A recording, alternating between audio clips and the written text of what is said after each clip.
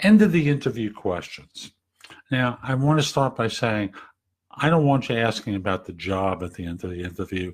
I actually want you asking about it at the very beginning before they start asking questions. And I have videos that kind of walk you through that.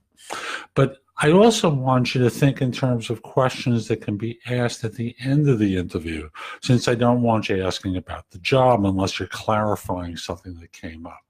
So this is a question amongst a couple that I coach people with that I think is very good, particularly at a staff level.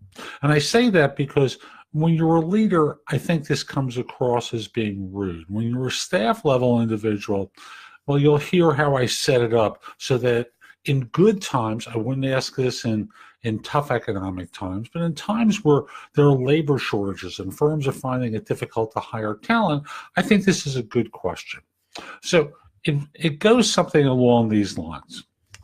You know, employers and job hunters, employers and employees have a symbiotic relationship.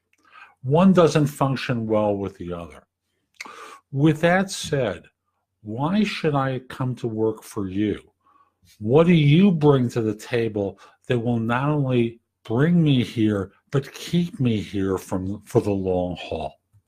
Now, I think this is a wonderful question because it's the flip of the why should I hire you question, or its appendage, which I really loathe.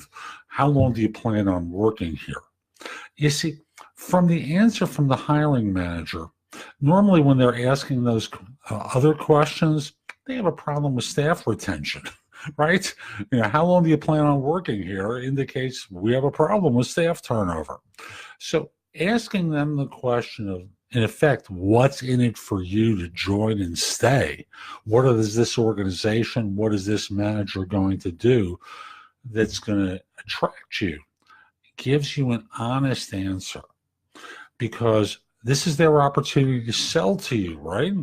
And just like you've spent the last period of time on probably more than one occasion talking with them and trying to get a sense, trying to give them the idea of why you'd be valuable. Well, what makes them valuable?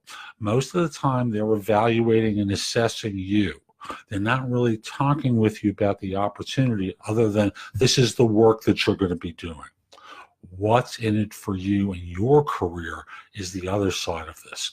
So again, the setup to this is, you know, employers and employees have a symbiotic relationship.